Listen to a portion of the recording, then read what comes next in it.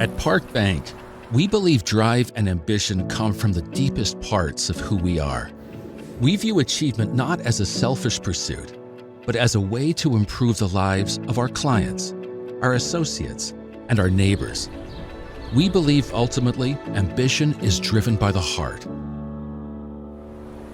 We've grown considerably since our start as a small community bank on Park Street, and yet we've always understood that our success depends on the success of others. Our story of ambition starts right here, in the hearts of every member of our team. Our backgrounds may be different, but our values are the same. We believe in giving more than we take, that we are more successful together, and that collaborative spirit and drive are inherent in all of us. Some of our greatest pride comes from collaborating with local entrepreneurs to build vibrant businesses that make Dane County unique. We take the time to build lasting relationships and provide exceptional service grounded in shared values. Together, we bring ambition to fruition. We're privileged to work with local causes, volunteering our time and resources to make a difference in the lives of people who make our home a place unlike anywhere else. By giving back, we all move forward. As far as we've come at Park Bank, we don't ever stop at good enough. We're always looking for the next challenge, the next opportunity, the next accomplishment. Together, we can get there, anywhere, from right here. Park Bank. Let's get to next.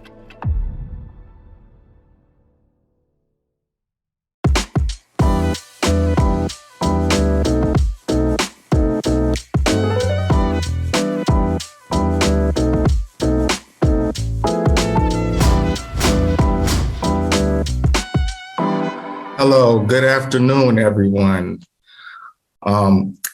My name is Marcus Sanders. I'm the Adult Workforce Development Manager at Commonwealth Development Nonprofit, and also I'm the co-founder and director of Saving Our Youth Lives Incorporated Youth Sports Organization.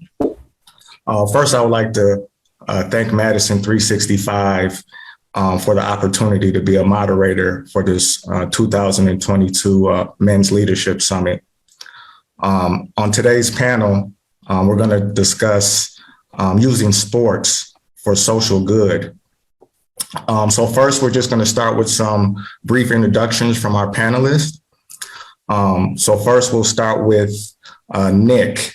So Nick, please just tell us a little about your background and what brought you to this panel today.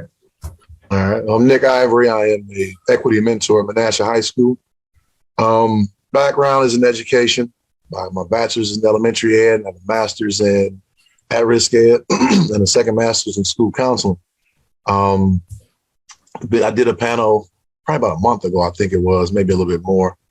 And after that panel, I got asked to come on and do this. I know sports has been a huge part of my life, so it was something great. It was great to be offered the opportunity to join this panel. So. Thank you.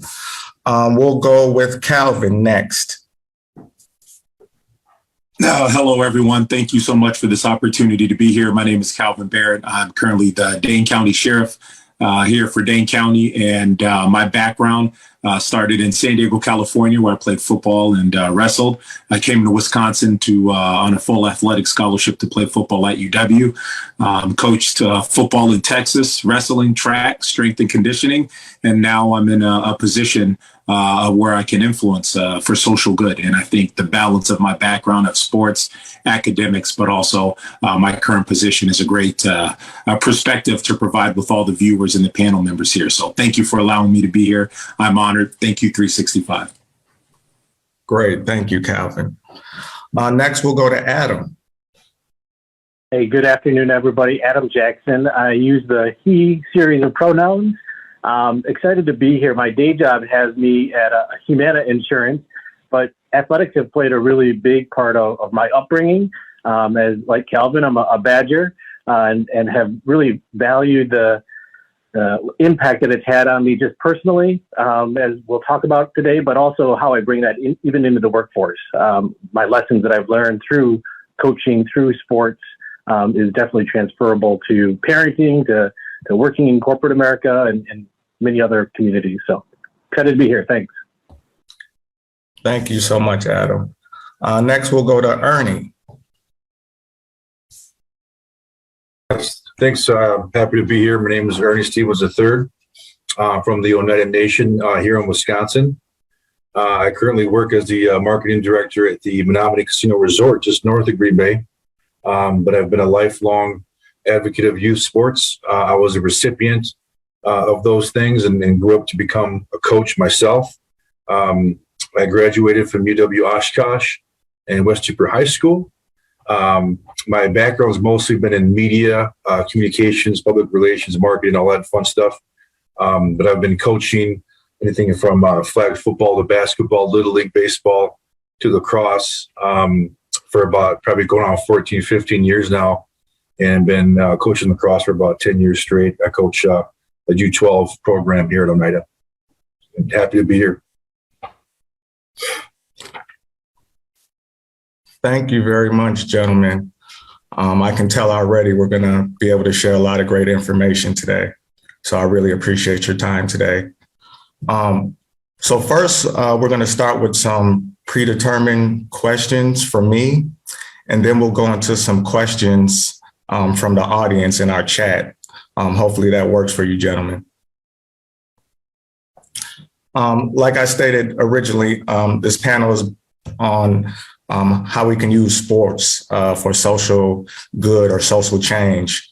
As we all know, sports is one of the only activities that has transcended across race, religion, politics, socioeconomic status, and whatnot. Sports has a universal relevance, and it's most effective on platforms that reach mass audiences and can create change in culture and the conversations around culture, especially with the rise of social media in the last 10 to 15 years. That has also become a great tool in social justice and sports. Historically, we've seen athletes in athletic teams such as Michael Jordan or Chicago Bulls, Muhammad Ali, and in today's times, individuals like Colin Kaepernick, who have influenced culture and helped change the conversation around social justice.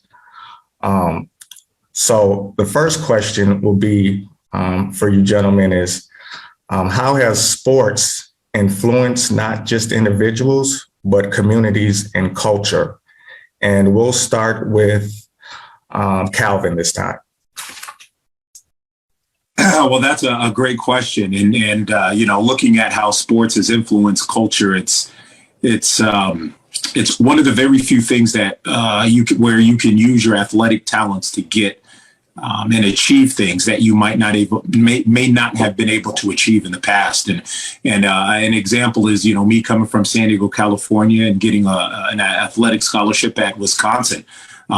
It's so important to use our platform for good, use what we do and how we use it, our athletic talents, to bring understanding and awareness to things that may not be as aware without the ability to do that. And so, culture is a big part of what we do. It's a big part of how we see things. It's a big part of our perspective, and sports plays a role in that. I mean, think of how Allen Iverson changed how we dressed in the NBA. When he was in his prime, the headbands. Look what LeBron James does. Look what is cool now that wasn't cool, 10, 12, 15 years ago. So it plays a significant role. And we have to make sure that we take the opportunities that we have and use it for good in a social manner, because we have to realize as athletes that our kids are watching. And as a parent, I can tell my kids, my two daughters, don't, look up to me, look up to your pastor, look up to your teachers and at the end of the day, they look up to their sport. They're athletic heroes.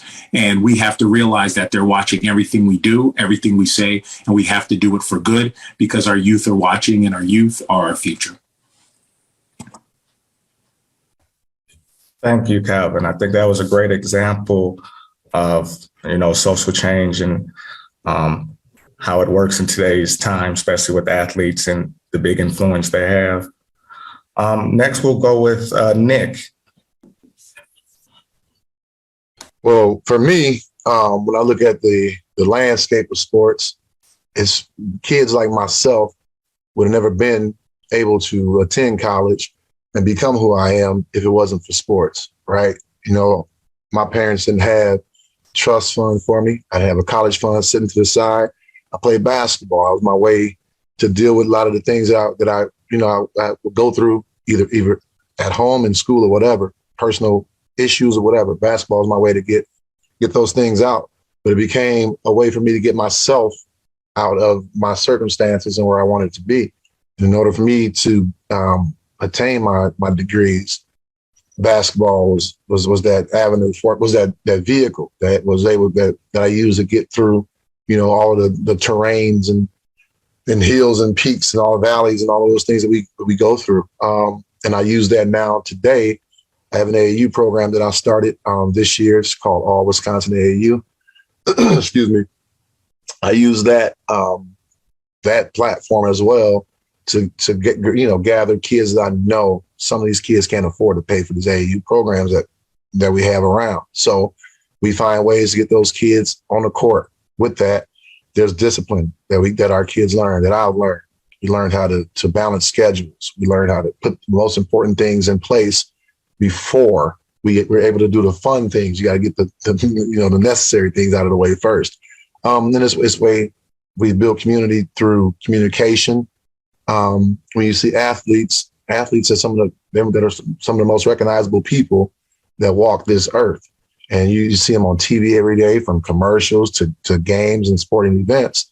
And like you said, like Calvin said, kids look up to these athletes. And these athletes, whether they put it on a good face or a bad face, kids see that and they'll follow those footsteps. But for me, like I said, it changed my life. Basketball changed my life. I'm able to be who I am, and even sitting on this panel today is a direct reflection of who I became through sports and athletics. No, thank you, Nick. I can relate in a lot of ways, starting my own AAU program and knowing how sports has influenced me greatly with lifetime friendships and learning about teamwork and hard work. So thank you, Nick. Next, we'll go to Adam. Yeah, so as I think about sports and communities, I think I've seen how, especially growing up in a really small town, Lodi, Wisconsin, how it didn't matter how the teams performed. People want to come out and support their kids. They want to support, win or lose. They're going to be there to get them to practice, to take them home from the games, but they will come out, and the community from all walks of life will come and do that. And then as I was there before Calvin was at UW, I'm a lot older, I think. I was there when the Badgers were not very good. There was no Rose Bowl back then.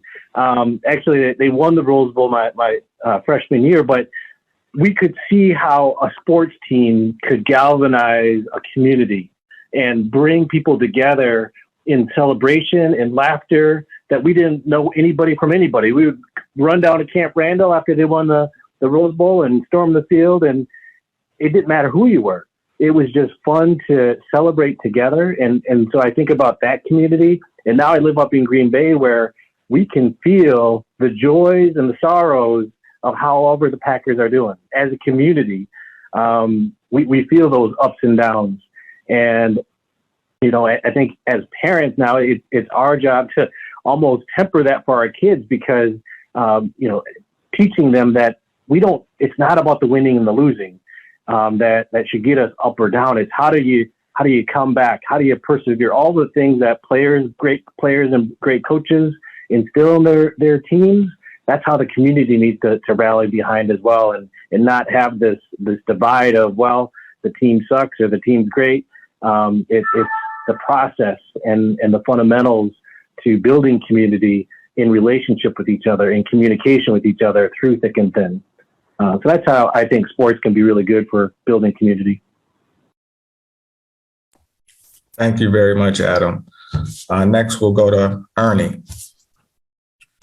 Yeah, I think for me, it goes back to, I think it's an intergenerational thing for specifically for Native communities. I mean, all communities, I imagine, but for us, it's something that it's always there. You know, there's almost every household you're raised to play sports, not just to compete and be the best, win, and all that stuff, but just to be active and to do something, active. So a lot of these communities played baseball, lacrosse, basketball. Football wasn't as accessible until you get to high school for most communities. But so I think that part of it is just intertwined in family life, intergenerationally for us. We just love sports, and I think you think about lacrosse, it's something that a lot of tribes have. It's very dear to their own culture, to my culture. I look at lacrosse as a sport. I look at it as a way of life. And so that's how deep that goes. I can talk for hours about that. But I think mainly I think about it as, again, someone who was a recipient who saw other adults. So sometimes, my own father or other people that coached me and other players and organized leagues, and organized all this stuff. And you kind of never stop to think about why they do it. And as you get older, now you know why, right? You understand it's just kind of in our DNA that we have to do something for our kids. We have to keep them active. And so a lot of it's really, I think, generally speaking, it's mental, physical, spiritual health. That's why we do it, as tribal communities. And I think why I do it ultimately. I'm not a coach that's going to move along with my kids. I've been coaching U12. I've coached 2 of my kids so far. I got 2 more to go. But I chose that age because, it's a very specific, very important age for young people, and a very diverse group of kids who have, 2 parents, make good money. And they seem to be pretty well taken care of. And one kid's, run away from home every other day, not do good in school. And you have all these diverse backgrounds of these kids that I'm coaching. But when they're there, they listen to me, and they're doing their jobs and they're working hard. And there's something about that I think that it shows that sport can be good for us as human beings beyond just mental and physical well-being. So throughout the years, I've seen that. So I think for me, it's become more about using sports to improve these young people's lives at the most important transitional periods of their lives. So that's probably it for me.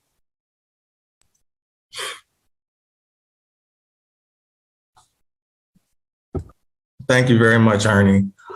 Now we'll move on to the next question. And this time we'll start with Adam. So the next question is, and this is piggybacking off the previous question, can you share how sports has had a positive impact on your life, starting from a youth point of view, and how it changed your future into where you are currently in your life? Yeah.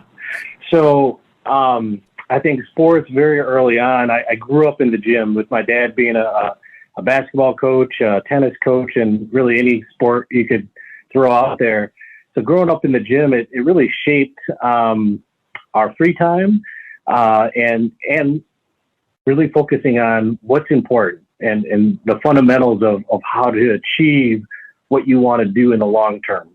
And I think as a smaller kid from a small town, I moved to Madison when I was a freshman.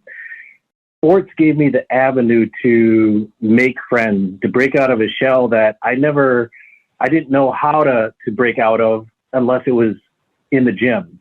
So being able to connect with students, with other students, to be able to contribute to a team, really had an impact on how I progressed in my high school years. And then it opened doors as I graduated to go to Wisconsin and to be able to work with some of the best coaches and some of the best athletes in the world and learn from them, of how they perform, how they prepare to perform, is something that I bring into my personal life, or my professional life now. As I think about my teams, I've had many different careers, but I always focus on the fundamentals of how do we need to be successful in this business to achieve what we want to achieve. And that's breaking it down, the things we can do each day, a little every day, to be able to get to our end goals. And that's what I talk to my teams about. That's what I talk to our communities about, because we're going to have good times and there's going to be setbacks. But if we stay focused and stay committed to the fundamentals, we're going to be successful and we're going to be a great team. So that's how it shaped me. Thank you very much, Adam. Next, we'll go to Calvin. All right. This is a fantastic question. And this is, I'm so glad you asked. This is sports for me. Wasn't what was discussed earlier. It wasn't really about the winning and losing.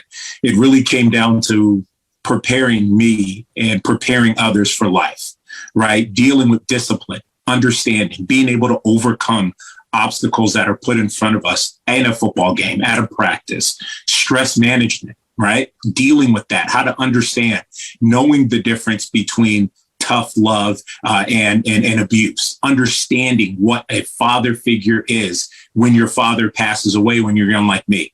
My father passed away when I was 12, and my father figures and the people I looked up to were my coaches.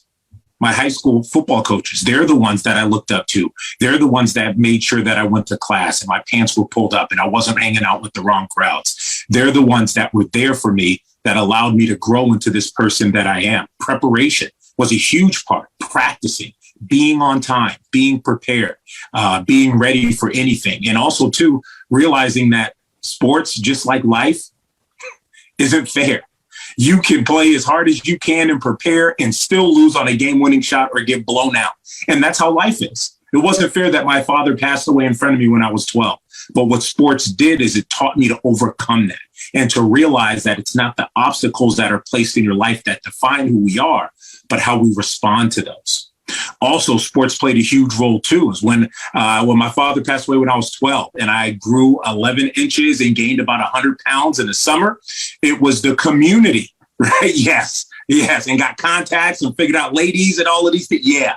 That summer was amazing. And it was the community. It was the coaches that got me to and from the baseball practices. It was the coaches that bought me baseball pants that fit, because I grew 11 inches and I'm still wearing my Little League pants. It was my baseball coaches that bought me cleats, the metal cleats, the spikes that I needed to when I got to that level of baseball. And that is what I'm passing along now in my life, whether I'm sheriff or whether I'm just Calvin Barrett out in the community, is giving back to the community. So sports it is everything, and it really prepares us young individuals, whether we're male or female, for life in general and for a life of giving. And I think that's the beautiful part of sports.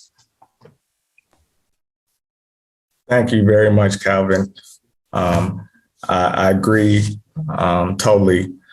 I know personally, I was in a variety of sports growing up. I was in a sport basically every season of the year, which kept me out of trouble. I didn't have idle time to get in trouble and to do things that were negative. So, sports, essentially saved my life and kept me out of trouble. And like I stated before, most of my best friends today are people I met through team sports from all the way through elementary school. But thank you, Calvin. Next, we'll go to Nick. Well, for me, sports really has been everything. I mean, everything.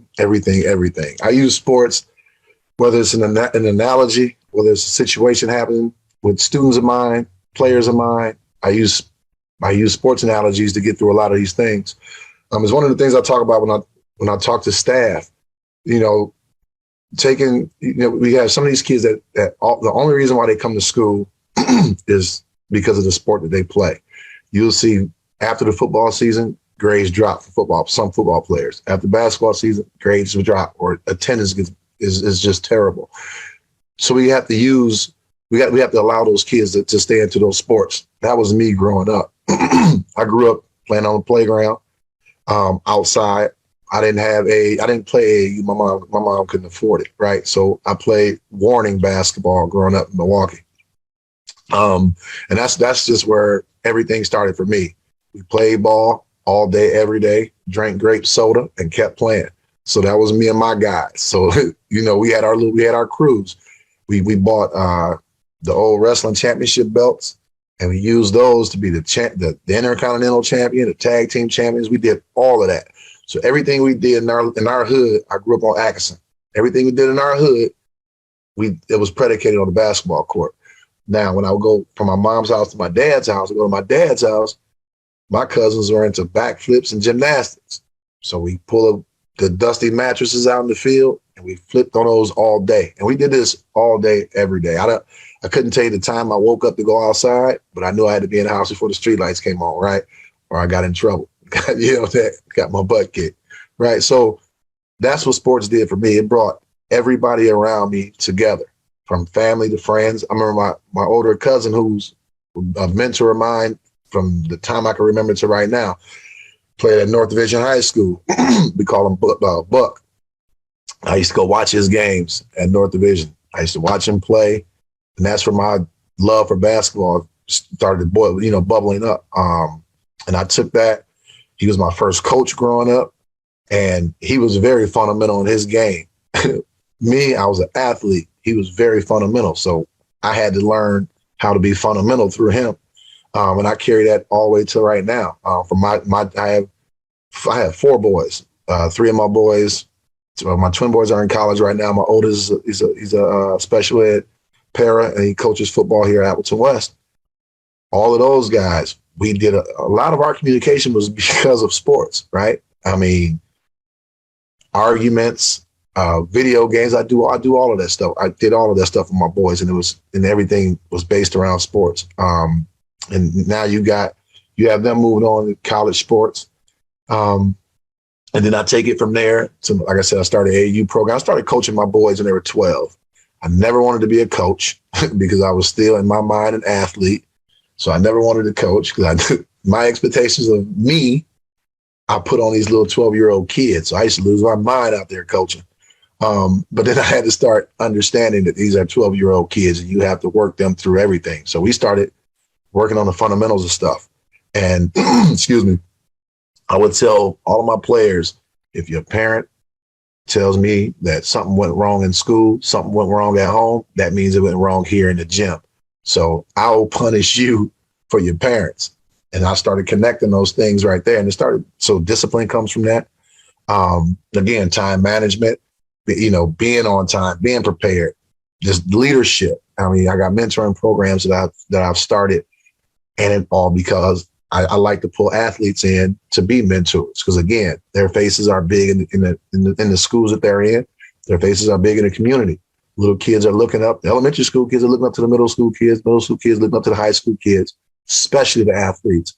So you teaching them to be mentors and things of that nature. I learned all of that through sports, right? And my high school coach became a person that I kind of modeled my coaching style after. He was extremely cool, but he could check you in a heartbeat, but he could check you in the coolest manner. And then after practice, he'll sit there and talk to you all day about life and make these connections to sport and life. So I started taking those philosophies and things, and I moved that forward with me. I'm still coaching now. Like I said, I have a program. So those players, they get long talks from me or they get short talks from me. If I snap on them at one point, I'm going to talk to them sometime after that to make sure that they understand the reason why I did it.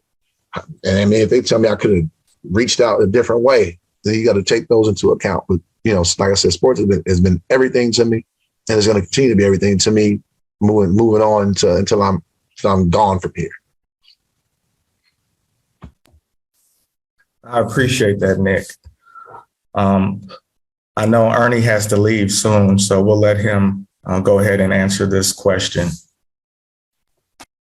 Yeah, those are great answers, and I can definitely relate to a lot of that, especially some of the things that Calvin said, because that's how my dad put it to us. You know, it was about learning responsibility, learning discipline, you know, and allowing that to be taught to you by other people, you know, as well. I think that's a very important lesson is that your parents can't teach you everything. And so you put your kids out there. So I think that's one thing that it did for me, is having other coaches, other mentors. I mean, growing up, you used to always joke that, you know, you weren't in sports, you didn't get supper, you know, so we were in everything. We were in wrestling, soccer, you know, obviously Little League, and Babe Ruth, basketball. Eventually we got lacrosse, you know, Taekwondo, you know, we were in everything. And it just seemed normal at the time. And looking back on it, it's like, I'm really glad I did those things, because I learned a lot of different important principles, you know, from other people. You know, and in my community, it's, you know, we definitely have that motto where it takes a village, because oftentimes it does. Oftentimes you need to be disciplined and be checked by other people, because you might act differently in front of them because they're not your parents, but you sometimes slip, right? And so you have to be reminded that, you know, you always have to act a certain way. And we were taught these things by several people in our communities. So that's what sports did to me, is it taught me to respect people in those positions, coaches and mentors. It taught me to look at them in that manner and appreciate what they were trying to teach me. And so that's why I do it also. You know, I try to take that responsibility on as well.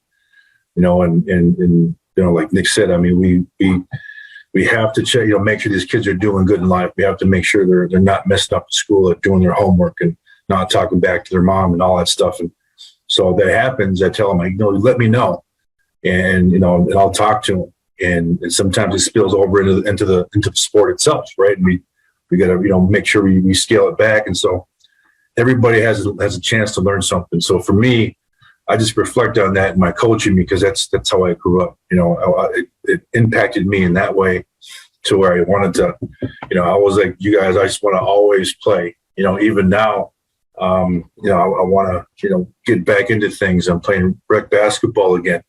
You know, it's just like my whole life, it just was normal. It didn't feel normal to not be playing something. And so for me, it's about, again, staying healthy, you know. And one last note I'll give you, and I do have to jump off. I apologize, but I gotta talk about lacrosse just for a quick second. Lacrosse is a game that was given to us by God. It wasn't invented by man, and the main reason for that was the Great Spirit, as we sometimes call him, you know, referred to us as, you know, that we needed something. We needed something that would make us mentally and physically stronger and healthy. He saw that sickness and other factors could impede on our health. So he gave us this game. And so that's one final note for me is that's how, you know, lacrosse is to me. And I see every sport just like that. You know, it's for our mental, physical, spiritual, psychological health. You know, it's meant to be fun, but you also want to win. But if you don't, you learn something. And so that's my final note, I guess, is just all about health. And if anything else, or if nothing else, that's the good we do, is keep our families and our people healthy. So with that, I'll jump off here. I really wish I could stay on and listen to you guys. You guys got some amazing answers. It's been good, and hopefully we'll see you guys soon. And take care, and thanks for having me. Thank you, Ernie, for all your insight, and thank you for all your time. All right. God bless you guys. Well, we'll move on to the next question. I know in general, a lot of us are from different areas and have some different backgrounds.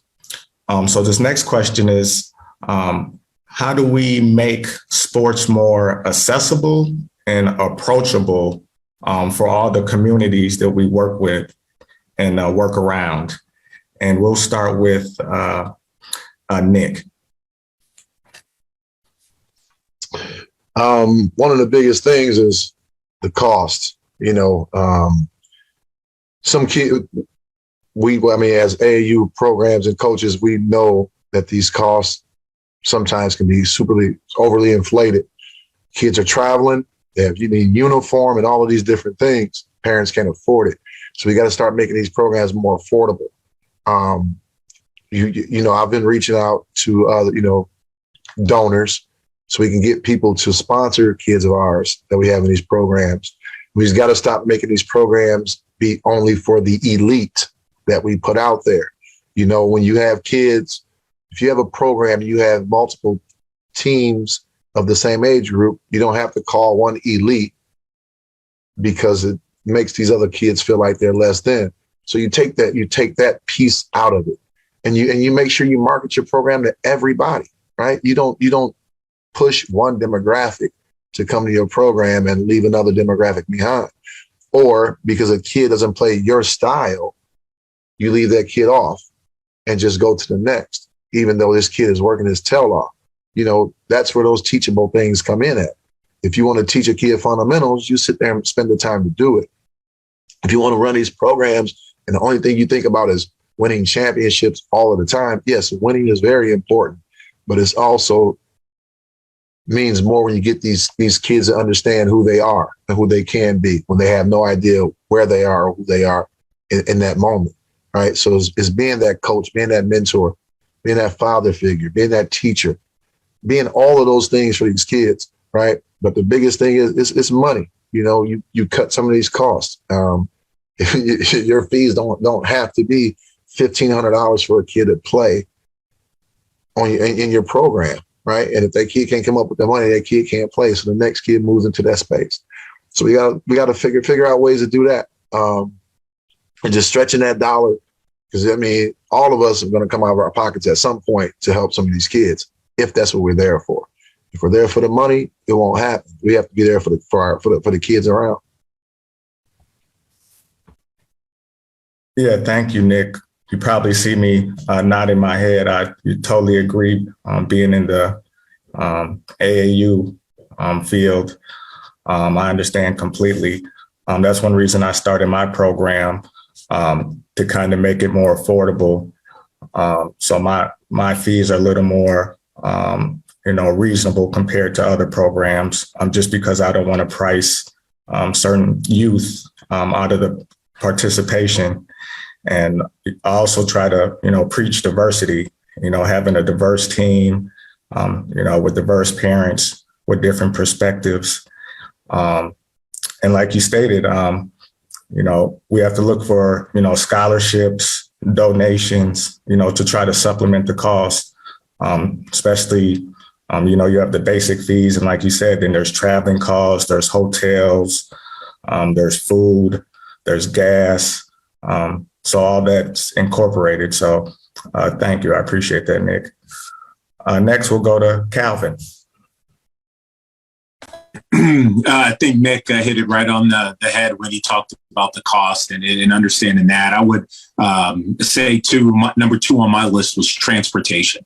I think to make sports more accessible, our youth have to have transportation to get to these practices, to get to these tournaments, to get to games. Again, I was blessed. Shout out to everyone in Spring Valley, California, all of my coaches who gave me rides that picked not only me up after school, but my little sister who was 10 years younger than me. 2 years old, taking me to and from practice, buying us lunch, buying us food. The transportation, I think, is a huge thing. And we have to have communities that have transportation, bus lines, so that students and athletes can get to and from where they need to go. It's hard to walk 3-4 miles to a practice in a Wisconsin winter, to a basketball practice. That's hard to do.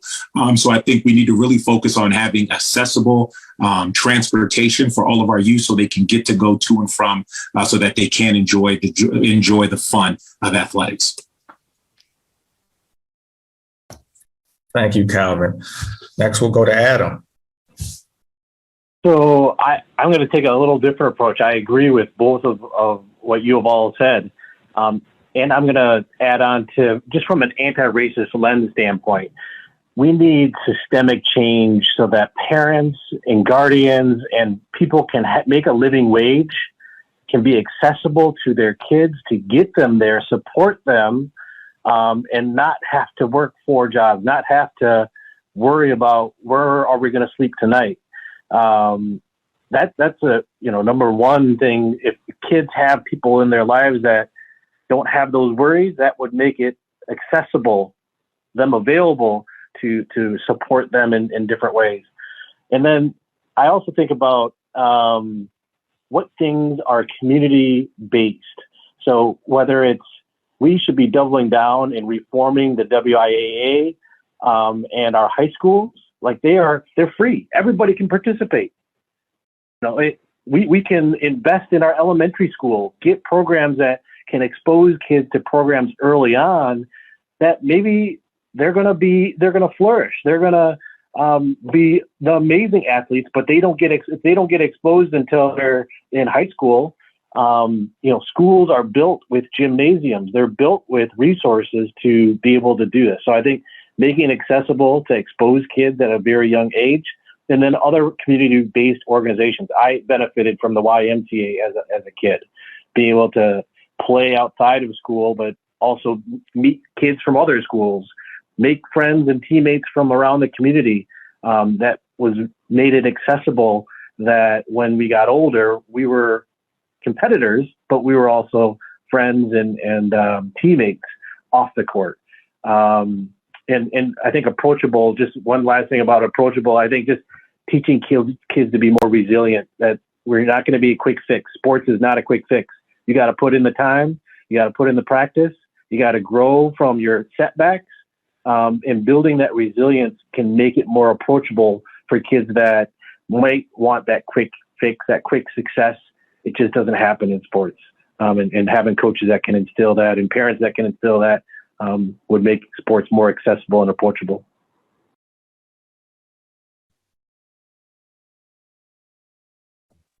Thank you, Adam. I think you made some great points. I know my work in adult workforce development, one of my key goals is to find employment for individuals and families at a sustainable wage.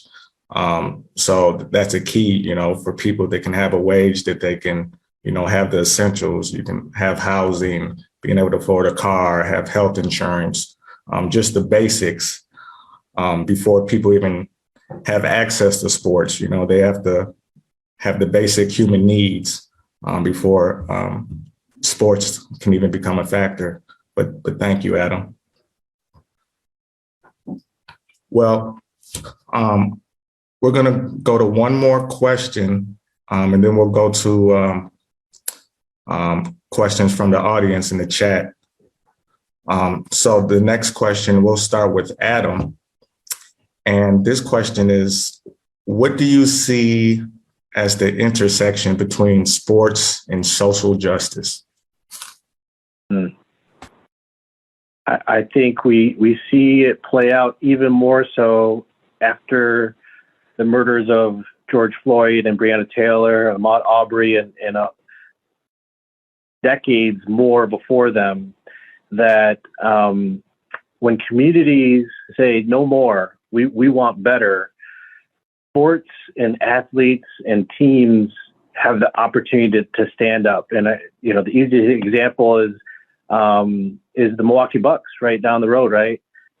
When they were in the bubble and they took a stand and said, no, we're not playing tonight. We just had a shooting in our own backyard in Kenosha, and people getting shot and killed from communities that look like and are from where these players are from. They made a huge stand in it, and it had ripple effects throughout the community. So I think, athletes and sports teams uniquely today have that leverage, because with it being a $1 billion industry in many of these sports, they need players, and they need players to show up and model what we want out of the community. And unfortunately, sometimes they're vilified, like a Kaepernick, like a LeBron, like Muhammad Ali or Tommy Smith or John Carlos back in the day, or Brittany Griner right now. Like they are on the front lines of where they can be publicly and financially and employment-wise cut off. But when they're doing it for the right reasons, I think we also are inspired by them and see they're more than just athletes. They're more than just people that are great at their sport. They are great human beings and people we should follow.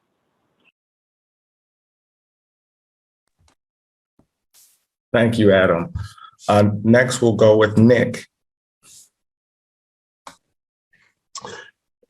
Excuse me. As Adam said, you can go back to the civil rights movement when you have folks like Kareem Abdul-Jabbar, Jim Brown, Bill Russell, all those guys taking a stand. Biggest thing that athletes have is voice, their voices and their appearances. They're on TV all of the time. Like I said, from commercials to games, they're there. They have a voice. People listen. Now, people from our communities and those communities will listen. You have some people that'll say shut up and dribble when it should be more speak up and change, right? We look at athletes as show ponies. That's what they're looked at.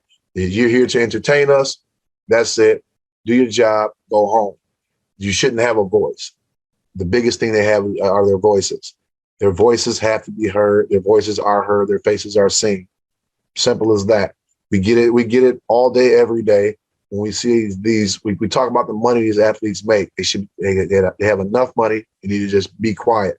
They have enough money where they need to speak up and put that money toward these changes. Put that money toward these to shut down some of these radical things we have going on. But their voices are the biggest things that they have. The biggest part of change that we have is through athletes' voices.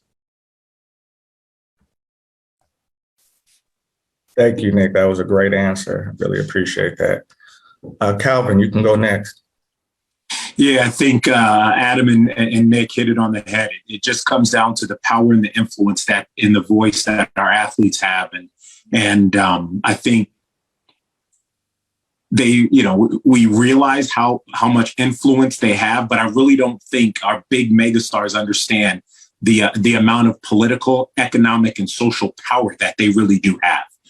Athletics, again, like we talked about, sports is a huge thing. We look at, we're coming up on the anniversary on April 15th of Jackie Robinson playing his first baseball game in major leagues in 1947. Sports broke down the barrier and things followed after. Think about how different we were as a society in 1947. Right. So that is the power of the sports and understanding the collaboration that our athletes have and that they do need to work together and put their, what they're doing for good and work together to create good and social change. And an example of that is, growing up in the 90s and knowing, the days, especially in the NBA, where players hated each other when they played against each other. The Bulls, the Knicks. Right. I remember my dad, John Starks and the Bulls and Scottie Pippen dunking Patrick Ewing. Right. They really hated each other. And now the older generation are looking at the newer guys saying, oh, y'all soft because y'all hang out together. Y'all go party. That is the collaboration we need in order to grow. Putting that together. I don't know if you heard what J.R. Smith said, but he said a couple of weeks ago that he used to go out and spend like $100,000 a night partying and drinking. He was like, do you know how many school lunches I could have bought with that night alone? That is the power. And it takes him to tell the younger guys, these 19, 20, 21-year-olds that. And when we have that collaboration, we understand truly how powerful their voices are and how they can use their athletic talents to change the world we're in. It reminds me of a movie that came out in the 90s. I think it was a Disney movie. And it was called The Bug's Life. And the movie of Bug's Life was about these big locusts that were forcing the ants to do all the work for them, all of them. And the big leader of the locusts was yelled at one of his other followers, said, do you know that the ants outnumber us by over 100,000? That if they realize the power they have, they could take us all over? And it was like, wow, right? That's what we have to come and realize, that we're not here to talk about Kyrie versus KD or James. We're here to be together and work. And that's where we're going to see the social justice change that we need in our community and we need for our future. Great question again. Thanks, guys. Thank you very much, gentlemen. I'm really enjoying these answers and the insight. I really hope that the audience is appreciating this. We just have a little over 10 minutes left. So we're going to try to take some questions from the chat and audience. So we'll start with Calvin this time. Question is, college, universities, and sports programs make millions of dollars basically off free labor for these athletes, many of them who are players of color.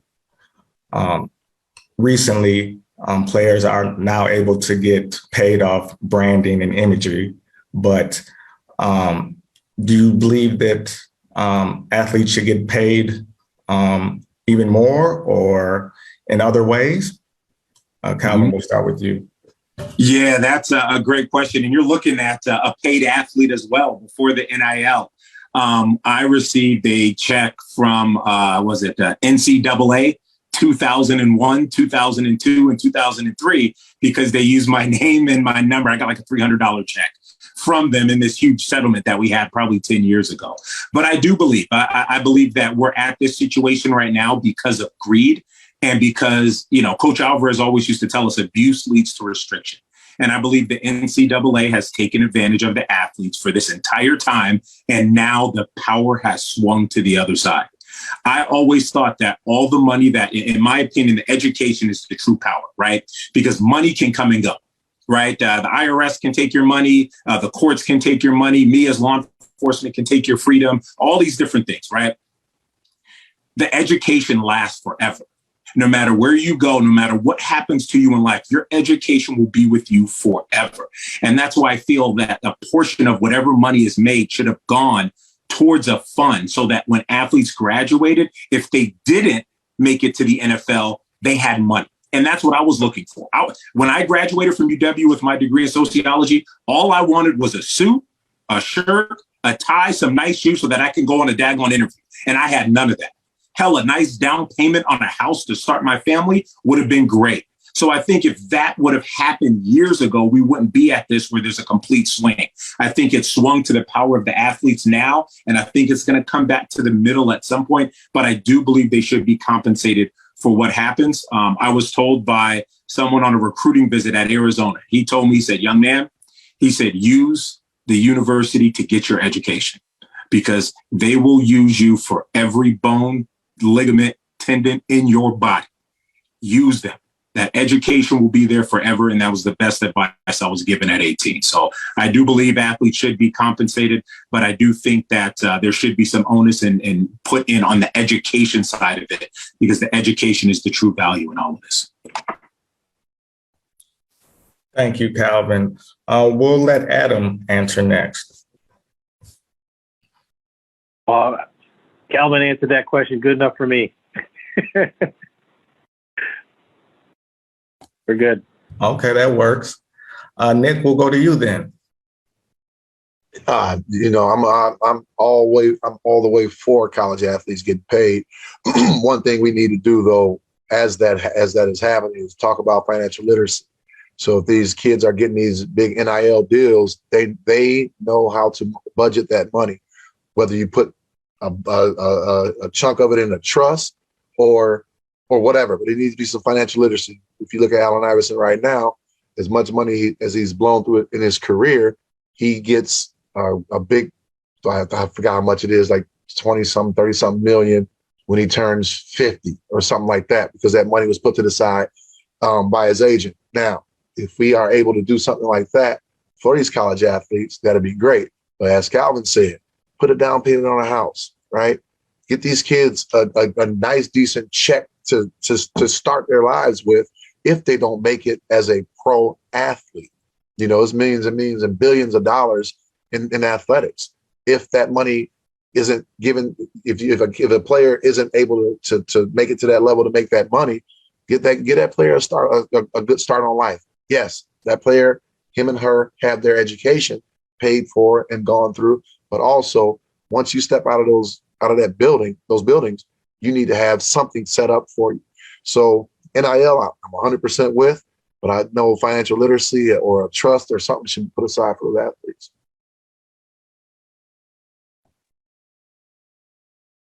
Thank you. I want to thank all you gentlemen for your time and insight today. I really enjoyed this conversation. A lot of great insight, a lot of great information. I love to hear everybody's perspective. Before we leave, did you guys want to add anything before we bring the CEO of Madison 365, Henry Sanders, onto the panel to finish us out? Yeah. Can I touch on, I know there's one more question about toxic masculinity and athletes redefining masculinity. And I know we're talking about, we have all men on this call. And I think what inspires me is coaches that are coaching kids to be better humans and teaching them about relationships. I think as I reflect back on sports, especially in college and pro right now, it's built on a capitalist, white supremacist, patriarchal, imperialist type of system. And if we can talk to our kids about what is racism, why does it look different when Nick and I are playing on the same team? My experiences are going to be different than Nick. And how can we talk about that? How can we talk about valuing our daughters, our sisters, our girlfriends, and what consent looks like? We had a great program up in Northeast Wisconsin talking about trying to address the domestic violence. And one of the most winning coaches up here at Kimberly High School, he brought some of his players to that conference to learn about what does aspirational, healthy masculinity look like to these kids. And so I just think, athletes, coaches, they have to break away from the negative aspects of how sports can impact people, but also really influence them to be great human beings, men, women, coaches, parents, co-workers eventually, that they're going to take for the rest of their lives. Well, thank you, gentlemen, again. Just to be respectful of time, I'm going to bring the CEO of Madison 365, Henry Sanders, on now to finalize our panel. But once again, thank you, gentlemen, for your time and insight, and I really appreciate it. Hey, gentlemen, thank you for this conversation. I appreciate all of you and all your time. Someone who's ex-athlete back when I was young, and when I was young and had hair and all those good things. I could relate to everything you guys were saying and how sports changed my life. I mean, it gave me discipline, helped me prepare, and actually having kids now, a lot of stuff I teach them is because of the experience I have from sports, about being prepared and working. And I think Adam might have said earlier, like, you might fail in sports. I think like there's not perfection in sports, but there's always active trying to get better and better. So I really appreciate this conversation. And I want to say to Adam, who went to the true Pergolder School in Wisconsin. Hey. True Pergolder. Washington Pergolders. Washington High School. 93 state champs. Go ahead. Yeah. Okay. Yeah. And shout out, they beat West that year too, which was sad. But anyways, I know your history. Y'all got lucky in 93. And so anyways, the true Pergolders, as I said, thank you, Adam Jackson, for joining us. East Side guy. I appreciate you, man. Thank you for all the wonderful things you do. Tell your family I said hello. And I love that hair. I'm jealous of that hair, brother. So thank you, man. Everyone up there. Sheriff Barrett, thank you, sir, for always joining us, man. And, you seem like a gentle giant. Like, you don't seem like a guy who played football, that you've been trying to hit people and stuff. So that's interesting. I don't see that side of you. I mean, I clearly know that you did it, but you seem like a gentle giant. You don't seem like someone who would be, trying to hurt people. You know what I mean? So, yeah. Well, once we cross those lines, it's a different story. It's a good time. Competition is good.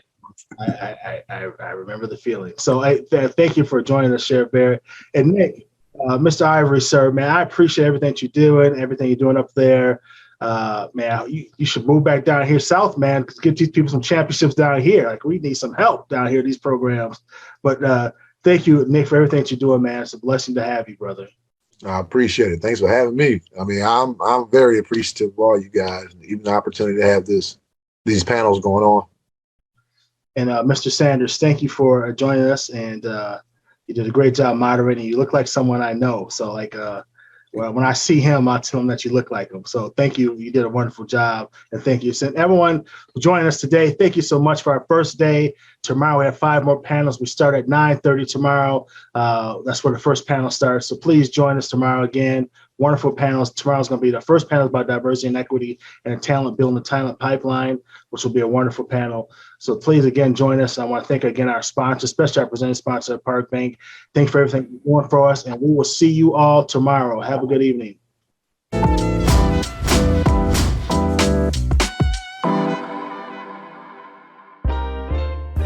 This is 365 Media.